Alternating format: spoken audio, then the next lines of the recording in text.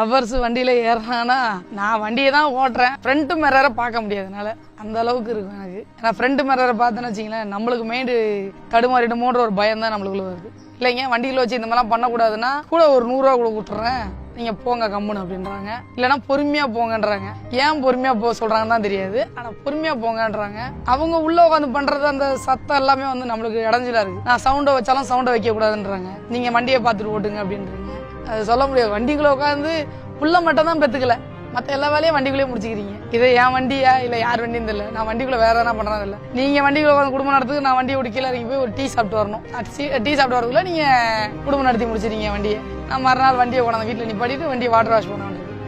ஆம்பளைங்க தான் அப்படி தான் பார்த்தா, நம்ம வண்டியில் வந்த பொம்பளைங்களும் சில பேர் அப்படிதான் வராங்க. லேடிஸ் தானே அவங்களும், நானும் லேடிஸ் தானே. எனக்கு எதனா மாற்றம் என்ன தெரியுதா, வண்டியில் உட்காந்துக்கிட்டு 3 லேடி ஏறினாங்க. இப்போ தீபாவளிக்கு ரீசெண்டாக நைட்டு ஏறினாங்க.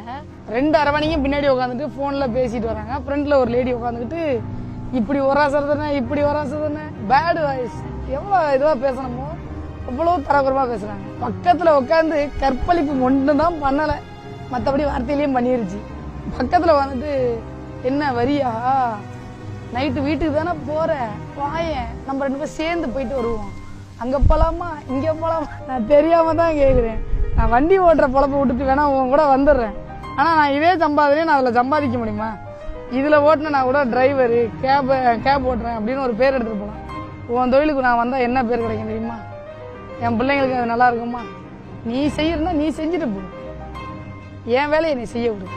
அதை விட்டுட்டு என் வண்டியில் உட்காந்துட்டு ஏம்மா என் மைண்ட் செட்டையும் மாற்றுறேன்.